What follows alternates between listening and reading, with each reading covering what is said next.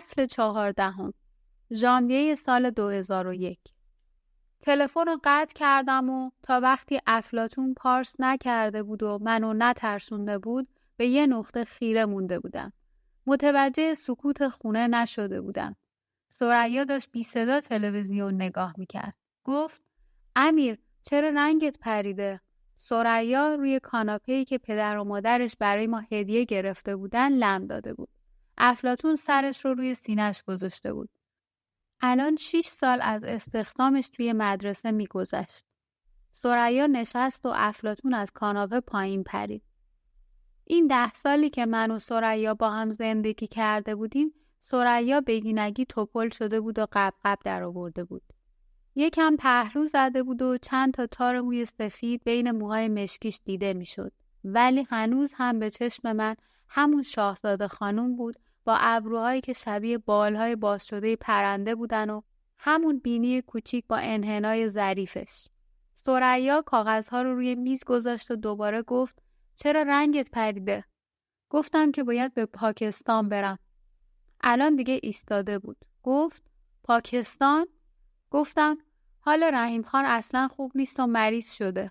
وقتی داشتم این کلماتو میگفتم راه نفسم انگار با یه مشت گره خورده بند اومده بود.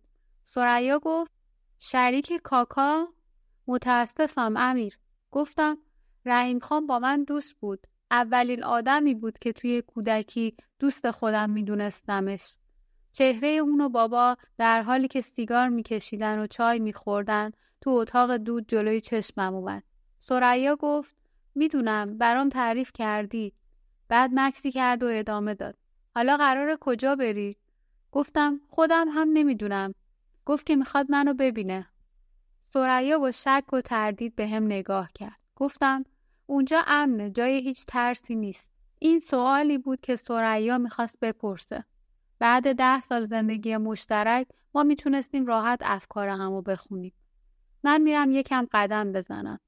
سوار ماشینم شدم و به پارک گلدن گیت رفتم. کنار دریاچه قدم زدم. روی آب دریاچه نور خورشید میرقصید و 10 کشتی با نسیم به آرومی تکون میخوردن. روی یه صندلی نشستم و به مردی که داشت توپو به سمت پسرش پرت میکرد نگاه کردم. بعد سرمو به آسمون بلند کردم.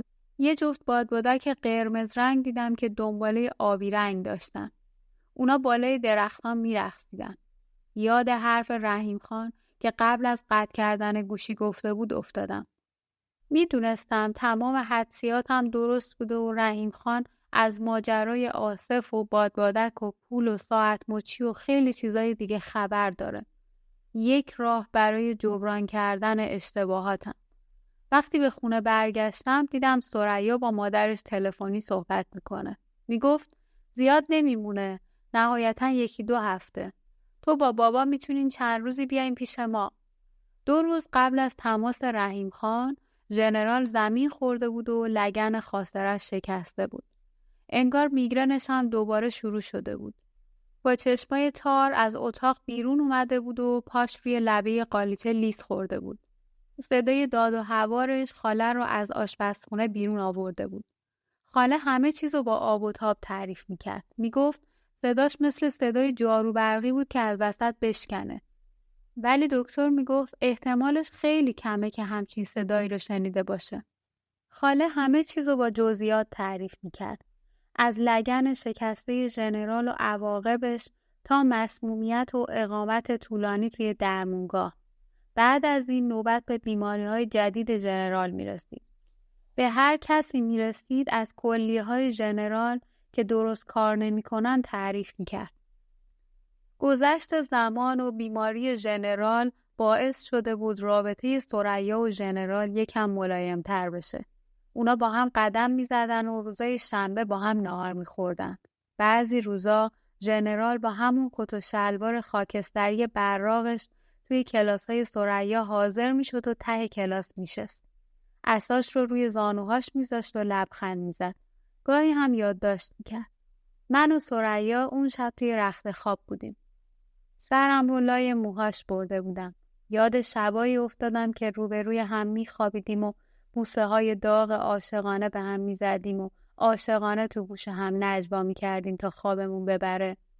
ما در مورد دست و پای کوچیک بچه‌ای که نداشتیم و اولین لبخندا و اولین کلماتش با هم صحبت می‌کردیم. الان هم عاشقانه می‌خوابیدیم، ولی نجواهامون درباره مدرسه اون و کتاب جدید من بود. هنوز هم عشقبازی ما عالی و گاهی معرکه بود، ولی بعضی شبا یه احساس دیگه به من دست میداد. احساس آسودگی خیالی که برای یه مدت کوتاه داشتم و بعد دوباره فراموشش میکردم. با اینکه ثریا به من حرفی نزده بود، ولی میدونم که اون هم بعضی اوقات این احساسو داشت. آرامش دهنده ثریا خواب بود و نجات دهنده من کتاب. اون شبی که رحیم خان با من تماس گرفته بود، تو تاریکی شب دراز کشیدم و خطهای نقره‌ای موازی که نورها از لابلای کرکره روی دیوار انداخته بودن و نگاه می‌کردم. نزدیک سحر بود که خوابم برد. تو خواب حسن رو دیدم. داشت تو برفا میدوید و برف زیر چکمه‌های سیاهش صدا می‌کرد. سرشو برگردونده بود و میگفت 1000 بار جانم فدایت. هفته بعد تو هواپیمای بین‌المللی پاکستان نشسته بودم و به 2 مهموندار یونیفرم پوشیده هواپیمایی نگاه می‌کردم. طولی نکشید که هواپیما از زمین بلند شد و ابرها رو شکافت.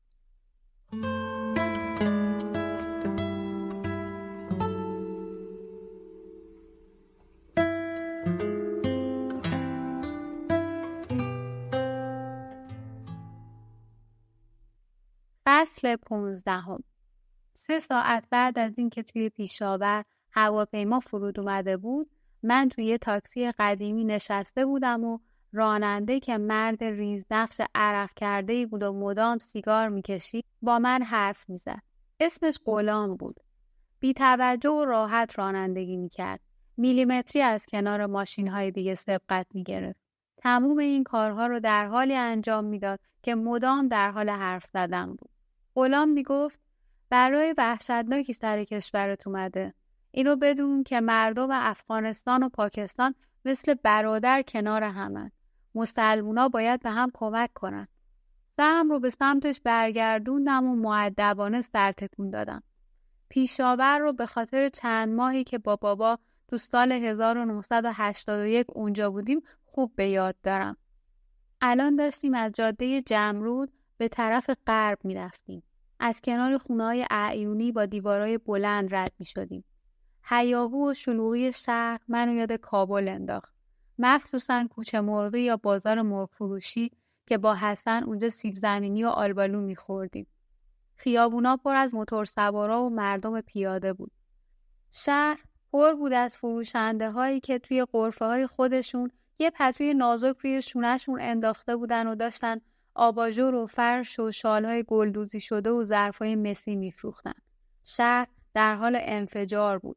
فریاد بلند فروشنده ها، صدای بلند آهنگ، صدای زنگوله درشتگاهی که اسب رو میکشید، همه توی گوشم زنگ میخورد.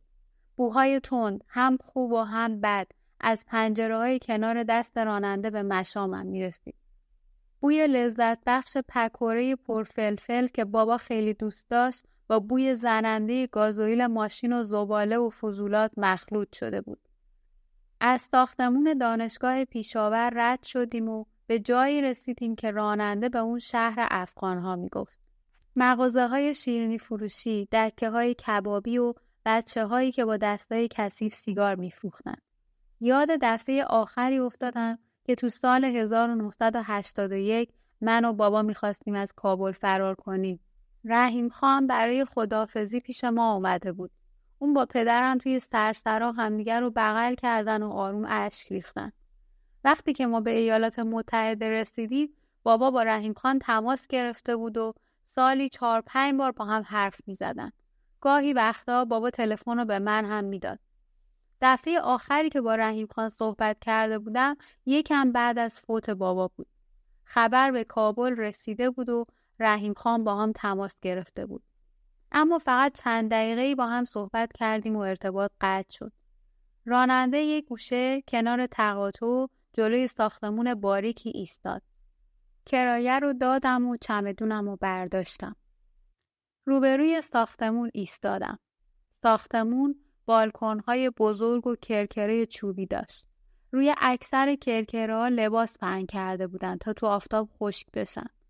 از پله‌هایی که صدا میداد به طبقه دوم رفتم و از راهروی تاریکی به سمت آخرین در که سمت راست بود حرکت کردم. رحیم خان در رو برام باز کرد.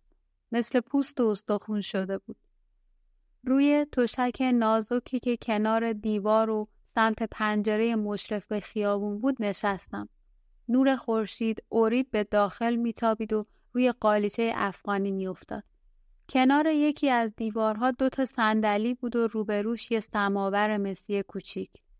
برای هر دومون چای ریختم. از رحیم خان پرسیدم که چطور منو پیدا کرده. رحیم خان گفت پیدا کردن آدم توی آمریکا کار سختی نیست.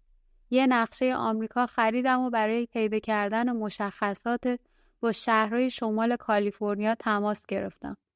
باور نمی‌کنم که اینقدر بزرگ شدی و یه مرد کامل شدی.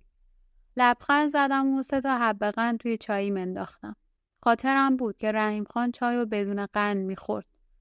گفتم بابا وقت نکرد که به شما بگه، ولی من سال‌هاست که ازدواج کردم. واقعیت این بود که سرطان به اندازه‌ای توی مغز بابا ریشه دوونده بود که فراموشکار شده بود. رحیم خان گفت با کی ازدواج کردی؟ گفتم اسمش ثریا طاهریه. یه دفعه یاد ثریا افتادم که الان دلواپسمه، ولی به خاطر اینکه تنها نبود خوشحال بودم. رحیم خان گفت ثریا طاهری دختر کیه؟ براش تعریف کردم. چشاش برقی زد و گفت آره یادم اومد. همون کسی که با خواهر شریف جان ازدواج کرده. راستی اسمش چی بود؟ گفتم جمیله جان. رحیم خان لبخندی زد و گفت درسته. سالها قبل تو کابل شریف جانو قبل از رفتنش به آمریکا میشناختم. گفتم چند سالی هست که توی اداره مهاجرت کار میکنه. پرونده خیلی از افغانی‌ها زیر دست همون هستن. رحیم خان آهی کشید و گفت بچه هم دارین؟ گفتم نه نشد که داشته باشیم.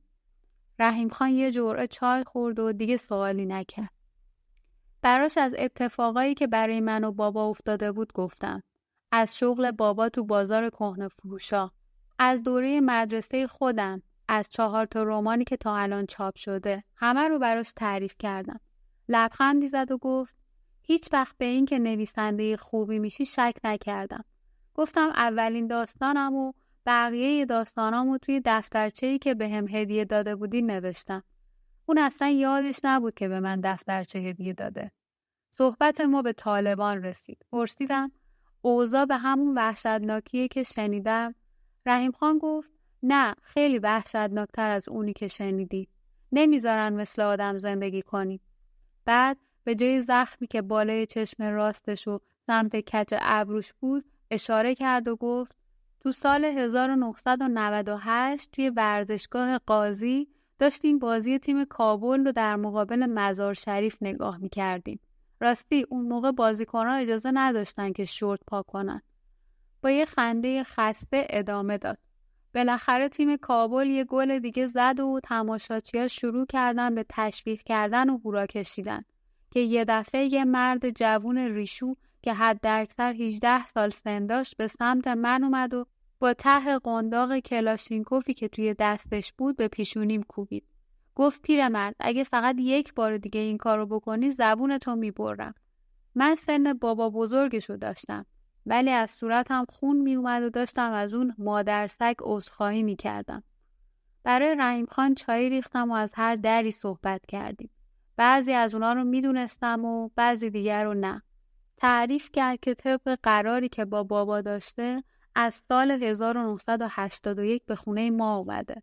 اینو میدونستم. قبل از اینکه با بابا از کابل فرار کنیم، بابا به طور سوری خونه رو به رحیم خان فروخته بود. بابا فکر میکرد که جنگ و مشکلات افغانستان موقتیه و ما خیلی زود به همون روزای خوش و گردشای دست جمعی برمیگردیم. به خاطر همین خونه رو به رحیم خان واگذار کرد تا موعد اون روز برسه. رحیم خان تعریف کرد که زمانی که از سال 1992 تا 1996 که اتحاد برقرار شد و کابل آروم شد، قشرها و آدمای مختلفی برای قسمت‌های مختلف کابل مدعی شدند. اکثر مردم از خونه بیرون نمی رفتن و فقط دعا می کردن که موشک بعدی خونه اونا رو خراب نکنه. رحیم خان برام تعریف کرد که مردم چطور دیوارهای خونه‌شون رو سوراخ می کردن تا از خیابونای خطرناک رد نشن و از این سوراخ‌ها از خیابونی به خیابون دیگه برن. تو بعضی قسمت‌ها هم مردم از تونل‌های زیرزمینی استفاده می‌کردن. گفتم چرا از کابل بیرون نرفتی؟ خندید و گفت خونه و زندگیم تو کابل بوده و هست. اون خیابونی که از خونه شما به سمت خونه من میومد و یادته؟ همون پادگان نظامی کنار مدرسه. گفتم بله. اون مسیر راه میانبر به مدرسه ما بود. خاطره روزی که من و حسن از اونجا رد شدیم و سربازها درباره مادر حسن شوخی کردن و گریه حسن تو سینما همه رو یادم اومد. وقتی که طالبان متحدین رو از کابل بیرون انداختن واقعا توی خیابون رقصیدم. باور کن که توی شادی من تنها نبودم. مردم روی چمنها و خیابونا جشن گرفتن و به نیروهای طالبان تبریک گفتن. از تانکا بالا رفتن و ژست گرفتن و عکس انداختن. واقعا دیگه مردم از جنگ خسته شده بودن. از موشک‌ها و تیراندازی‌ها و انفجارها خسته شده بودن. متحدین بیشتر از اینکه شوروی رو نابود کنن کابل رو ویرون کردن. اونا ساختمون یتیمخونه‌ای که پدرت ساخته بود هم خراب کردن. خبر داشتی امیر؟ گفتم آخه چرا؟ برای چی باید خرابش میکردن؟ یاد روزی افتادم که پدرم داشت یتیمخونه رو افتتاح میکرد. کنار پدرم نشسته بودم و باد کلاهش رو به زمین انداخت و همه خندیدن. وقتی سخنرانی تموم شد همه به افتخارش وایستادن و دست زدن. حالا اونجا به تلی از خاک تبدیل شده بود. حیف اون همه پولی که صرف اونجا شده بود و اون همه کار و عرقی که ریخته شده بود. رحیم خان گفت بدتر از همه خسارت جانی بود. امیر جان نمیتونی تصور کنی که غربال کردن خاک اون یتیمخونه یعنی چی؟ دست و پا و سر بچه‌ها بود که از زیر اون آوارها بیرون کشیده میشد. گفتم پس زمانی که طالبان اومدن اولش قهرمان بودن و بعد؟ رحیم خان گفت آره امید واقعا نیروی عجیبی داره. بالاخره صلح شد ولی به چه قیمت؟ رحیم خان سرفه وحشتناکی کرد. طوری که تن لاغر و بیجونش به این سمت و اون سمت میرفت. وقتی توی دستمال تف کرد دستمالش قرمز شد. این بهترین وقتی بود که میتونستم به قسمت اصلی ماجرا اشاره کنم. پرسیدم حال واقعیتون خوبه؟ با صدای لرزونی گفت من دیگه دارم میمیرم و دوباره سرفه ها شروع شد. دستمالش خونی بود. نفسی کشید و گفت خیلی زود میمیرم. گفتم چند وقت؟ رحیم خان شونه‌ای بالا انداخت و دوباره به سرفه افتاد. گفت فکر نکنم تا آخر تابستون دووم بیارم. گفتم اجازه بده با خودم ببرمت. میتونم پیش دکتر خوبی ببرمت. اونا هر روز راههای تازه و داروهای جدید کشف میکنن. خودم میدونستم که چرت و پرت میگم ولی بهتر از این بود که گریه کنم. رحیم خان با صدای بلند شروع به خنده کرد. خسته ترین خنده ای بود که تا اون موقع دیده بودم. بعد گفت خیلی خوبه که سبک زندگی آمریکا خوشبینت کرده. ما افغانی ها خیلی خیالاتی هستیم. درسته؟ ما تو غم و غصه هامون دست و پا میزنیم و موقع رنج ها خودمون رو میبازیم. اونو جزئی از سرنوشت خودمون میدونیم. میگیم خوبی زندگی اینه که میگذره. ولی تا حالا تسلیم سرنوشت نشدم و نمیخوام واقع بینیم و کنار بذارم. پزشکای متخصص زیادی منو معاینه کردن. جواب همه اونا یکی بوده. من هم حرفشون رو قبول کردم و به اراده خدا معتقدم. گفتم ولی همه چیز بستگی به کارهایی که میکنیم داره. رحیم خان خندید و گفت مثل پدرت حرف میزنی. دلم براش تنگ شده. امیر جان ولی این خواست خداست. مکسی کرد و گفت یه دلیل دیگه هم داشت که گفتم اینجا بیای. درسته که دوست داشتم قبل از رفتنم دوباره ببینمت. ولی یه موضوع دیگه هم هست. گفتم هر چی که باشه. رحیم خان گفت خبر داری که سالها بعد از این که شما رفتید من تو خونه شما زندگی میکردم؟ تو اون سالها من تنها نبودم و چند سالی هم حسن با من زندگی میکرد. گفتم حسن؟ دفعه آخری که اسم حسن رو صدا زده بودم کی بود؟ دوباره تیرهای گزنده قدیمی گناه به بدنم خورد. انگار گفتن اسمش طلسمی و میشکست و اونا رو از بند آزاد میکرد. یه دفعه هوای اتاق کوچیک رحیم خان داغ و پر از بوی خیابون شد. نفس کشیدن برام سخت شده بود. رحیم خان گفت اولش میخواستم برات نامه بنویسم یا اینکه تلفنی بگم، ولی مطمئن نبودم که دلت بخواد. کار اشتباهی کردم. اگه واقعیت رو میگفتم باید میگفتم نه. اگه دروغ میگفتم باید میگفتم آره. به همین دلیل گفتم نمیدونم. رحیم خان با یه سرفه دیگه دوباره دستمالش پر از خون شد. وقتی دولا شد زخمای پینه بسته رو روی سرش دیدم. گفتم بیای اینجا تا ازت بخوام کاریو برام انجام بدی. ولی قبل از اون میخوام با تو درباره حسن حرف بزنم. متوجهی که؟ آروم گفتم بله رحیم خان. رحیم خان گفت قصد دارم برات از اون بگم. گوش میدی؟ سرم رو پایین انداختم.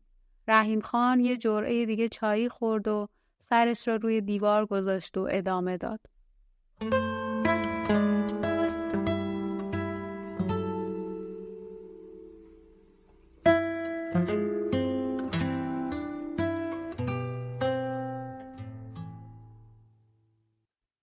فصل 16. رحیم خان ادامه داد.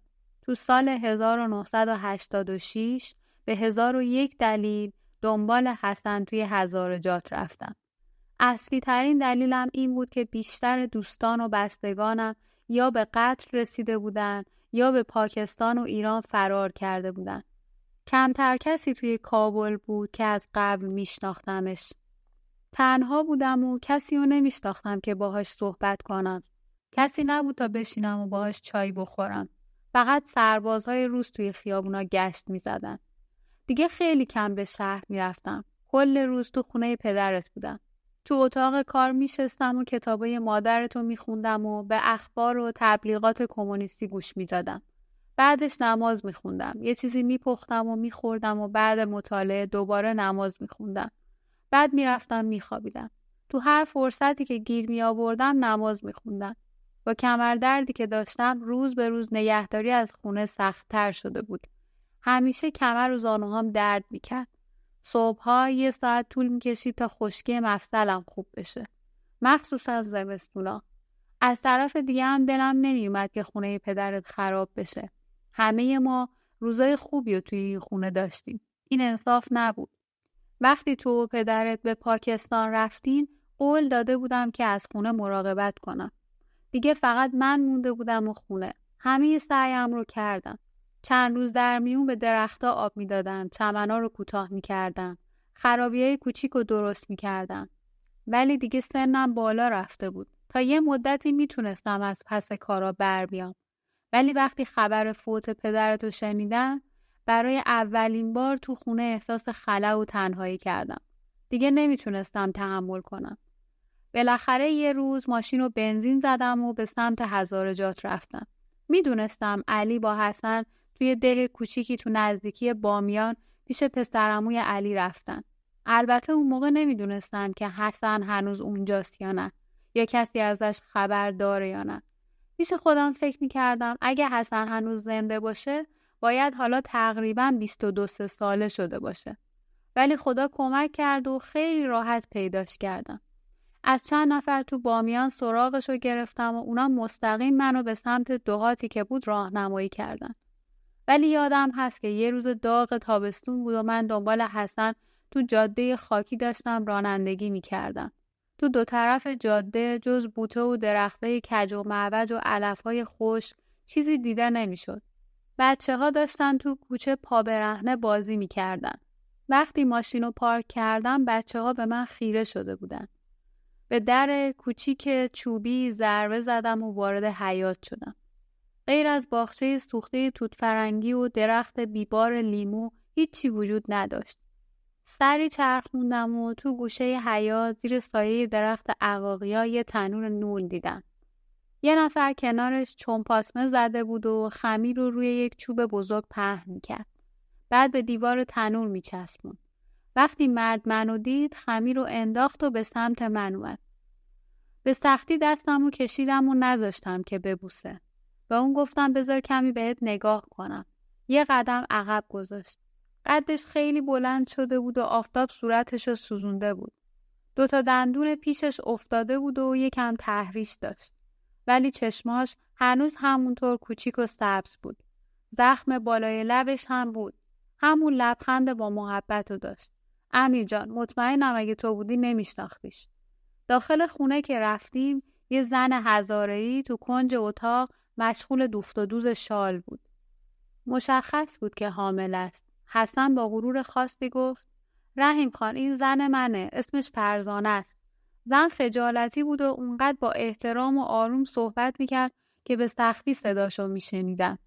حتی سرش رو هم بلند نکرد. ولی چنان به حسن نگاه میکرد که انگار شاهزاده است. تو اتاقشون چیزی به جز یه قالیچه کهنه و چند تا بشقاب و یه جفت تشک و یه فانوس نبود. بعد از اینکه کنار دیوار نشستم از حسن پرسیدم: کی بچه‌تون به دنیا میاد؟ حسن گفت: به امید خدا زمستون به دنیا میاد. اگه پسر باشه اسم بابا رو روش میذاریم. پرسیدم: راستی الان علی کجاست؟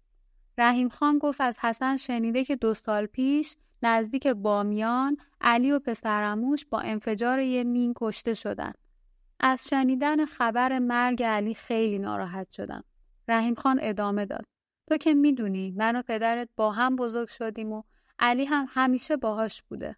سالی که علی فلج شد و نزدیک بود بمیره، با اینکه اون موقع بچه بودیم، هنوز یادم نرفته که پدرت از صبح تا غروب تو خونه راه میرفت و اشک میریخت. فرزانه برای ما لوبیا و شلغم و سیب زمینی شوربا درست کرد.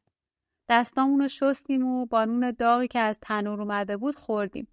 بعد از ماه‌ها خوشمزه ترین غذایی بود که خورده بودم. همون موقع از حسن درخواست کردم که با من به کابل بیاد. درباره خونه و اینکه تنهایی نمیتونم ازش مراقبت کنم باهاش حرف زدم. بهش گفتم دستمزد کافی بهش میدم تا بتونه خرج خانوش کنه. به هم نگاه کردن و حرفی نزدن. بعد از اینکه دستا رو شستیم فرزانه به ما انگور داد. حسن گفت که الان این ده خونه‌شون شده و فرزانه برای خودش زندگی جدیدی ساخته. تازه بامیان هم نزدیک به اینجاست و اینجا دوست آشنا زیاد داریم. رحیم خان، منو ببخشید. خدا کنه که متوجه بشین. گفتم درک میکنم، نیازی به عذرخواهی نیست. داشتیم چایی بعد از شوربا رو میخوردیم که حسن از تو سوال کرد.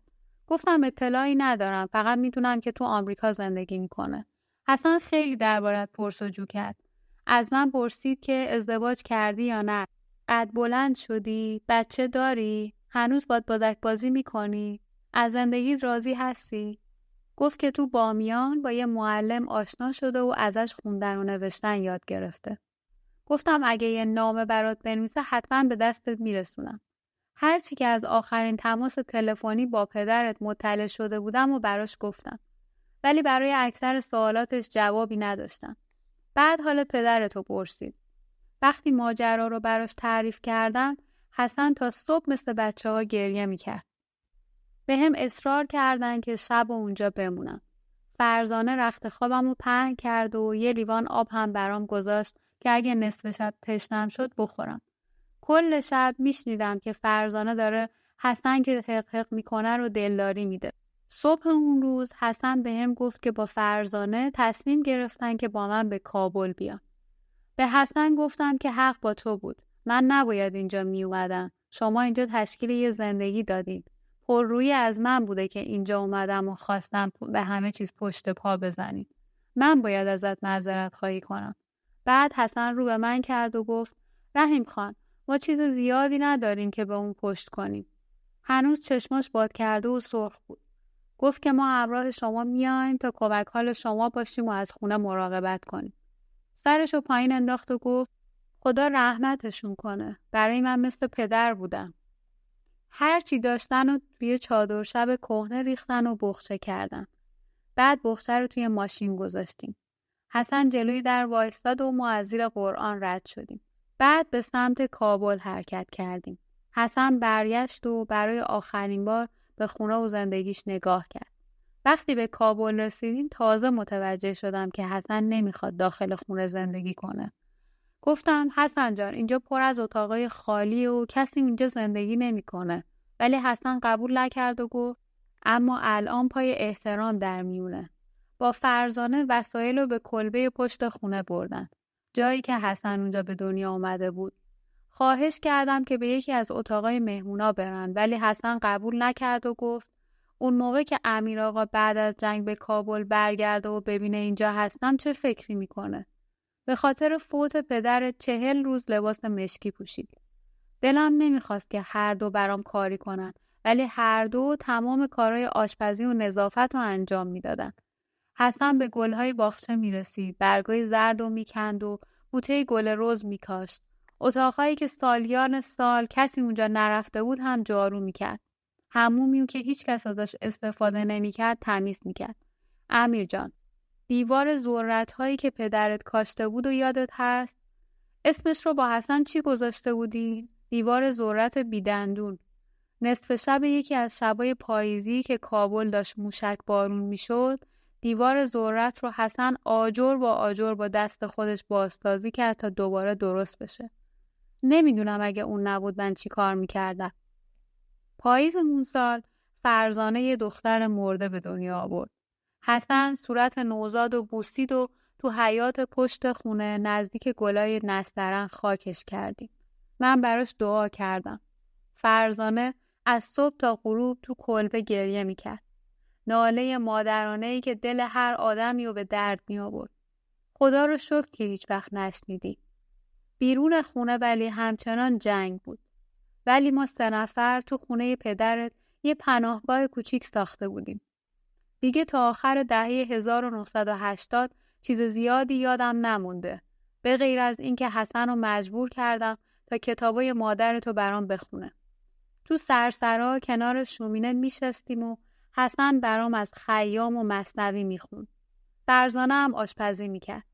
سال 1990 فرزانه دوباره باردار شد. اواسط تابستون همون سال صبح یکی از روزها زنی با روبنده فیروزه‌ای در خونه رو زد. وقتی در رو باز کردم دیدم که به این ور اون ور تاب میخوره. انگار از روی ضعف نمیتونست روی پا بایسته. پرسیدم چی میخواد ولی جوابی نداد. پرسیدم تو کی هستی؟ ولی اون رو جاده قش کرد و افتاد. داد زدم و برای کمک حسن رو صدا کردم. با کمک اون زن رو به اتاق نشیمن بردیم و روی کاناپه گذاشتیم و روبنده رو از رو صورتش برداشتیم. یه زن با موهای جوگندمی دیدم که بازوهاش زخمی شده. مشخص بود چند روز یه چیزی نخورده. ولی اوضاع صورتش بدتر از همه چیز بود. جای زردری شلاق، یکی از زخم‌ها روی استخوان گونه تا جای رویش موهاش بود. چشم چپش هم آسیب دیده بود. پیشونیشو تمیز کردم. آروم چشماشو باز کرد و گفت حسن کجاست؟ حسن دستای زن رو گرفت و گفت من اینجام. اون زن چشم سالمشو به سمت حسن چرخوند و گفت راه طولانی رو اومدم که ببینمت. همونطور که تو خواب دیده بودم خوشقد و بالا هستی. دست حسن رو روی صورت زخمیش گذاشت و گفت خواهش میکنم لبخند بزن. حسن لبخندی زد و پیرزن شروع به گریه کرد. گفت وقتی که تو به دنیا اومدی داشتی لبخند میزدی. تا حالا کسی بهت گفته؟ حتی بغلت هم نکردم. ولی خدا منو ببخشه. خدا منو ببخشه که بغلت هم نکردم. از وقتی که صنوبر تو سال 1964 با یه گروه از خواننده ها و رقاصا فرار کرد، هیچ کدوم از ما ازش خبری نداشتیم. امیر تو که اصلا ندیدیش، ولی تو جوونی جواهر بود. لبخند زدنش و چال گونه هاش مردا رو از خودشون بیخود میکرد. تو خیابون هر کسی میدیدش مرد و زن فرق نمیکرد. نمیتونست جلوی خودشو بگیره و بر نگرده و نگاهش نکنه. ولی حالا حسن دستاشو از دست صنوبر بیرون کشید و از خونه بیرون رفت. دنبالش رفتم ولی سریعتر از اون میدوید که بهش برسم. دیدمش که داره به سمت تپه هایی میره که قبلا با هم بازی میکردیم. گذاشتم به حال خودش باشه. کنار صنوبر موندم. شب شده بود و ماه از بین ابرا بیرون اومده بود. ولی هنوز حسن برنگشته بود. صنوبر اشک میریخت که چه اشتباه بزرگی کرده و برگشته. حتی اشتباهی بزرگتر از رفتنش. ولی نذاشتم که بره. مطمئن بودم که حسن برمیگرده. حسن فردا صبح برگشت. صورتش چنان خسته بود که معلوم بود تا صبح نخوابیده. اومد و دستای صنوبر رو گرفت. به صورتش دست کشید و موهای خاکستریش رو نوازش کرد. حسن و فرزانه از صنوبر پرستاری کردن و بهش غذا دادن. لباساشو شستن تا حالش بهتر بشه. من هم یکی از اتاقای مهمون رو بهش دادم. بعضی وقتا از پنجره میدیدم که حسن با مادرش کنار هم نشستن و دارن گوجه میچینن و حرف میزنن. فکر کنم داشتن جبران گذشته رو میکردن. تا اونجا که یادم هست هیچ وقت حسن نپرسید که این مدت کجا بوده، چرا رفته. صنوبر هم هیچ وقت نگفت. گاهی وقتا لازم نیست هر حرفی زده بشه. تو زمستون سال 1990 صنوبر تو تولد پسر حسن حکم قابله رو داشت. هنوز برفی نیومده بود ولی تو حیاط باد میوزید و گلها رو خم میکرد. خاطرم هست که صنوبر نوش رو توی یه پتوی پشمی پیچیده بود و از کلبه بیرون اومد. لبخند زنان زیر آسمون وایستاد و اشکای شادی روی صورتش روون بود. طوری بچه رو محکم بغل کرده بود که انگار قصد نداشت هیچ وقت ازش جدا بشه. ولی اون بچه رو به حسن داد و حسن اونو به من داد. من تو گوشش آیت الکرسی خوندم. اسمشو سهراب گذاشتم. امیر جان میدونی که قهرمان محبوب حسن تو شاهنامه سهراب بوده؟ بچه ناز و تو دلبرویی بود. اخلاقش به پدرش رفته بود. تموم زندگی صنوبر این بچه بود. براش لباس میدوخت و از چوب و پارچه براش اسباب بازی درست میکرد. یه دفعه سهراب تب کرد. صنوبر تا صبح بیدار موند و برای سلامتیش 3 روز روزه گرفت. اسفند دود کرد تا از چشم بد دور باشه. سهراب 2 ساله که بود مامان بزرگش رو ساسه صدا میکرد. از هم جدا نمیشدن. صنوبر فقط تا 4 سالگی نوه‌شو دید. یه شب خوابید و دیگه بیدار نشد. طوری آروم خوابیده بود که انگار مرگ براش مهم نبوده. اونو تو قبرستون بالای تپه خاک کردیم. همونی که کنار درخت اناره. بالای قبرش وایستادیم و برای آمرزش گناهاش دعا کردیم. این دوری برای حسن خیلی سخت بود. ولی برای سهراب کوچولو سخت‌تر بود. مدام تو خونه دنبال صنوبر میگشت. ولی خوبیش اینه که برای بچه‌ها فراموش کردن خیلی راحت تره. فکر کنم سال 1995 بود که شوروی عقب نشینی کرد و کابل رو مسعود ربانی و مجاهدین هدایت می‌کردن. اختلاف بین گروه‌های مختلف زیاد بود. هیچ کس امیدی نداشت که فردا صبح رو ببینه. گوشای ما به صدای سوت سقوط توپ و مسلسل‌ها عادت کرده بود. دیدن اجسادی که از خرابه‌ها بیرون می‌آوردن برامون عادی شده بود.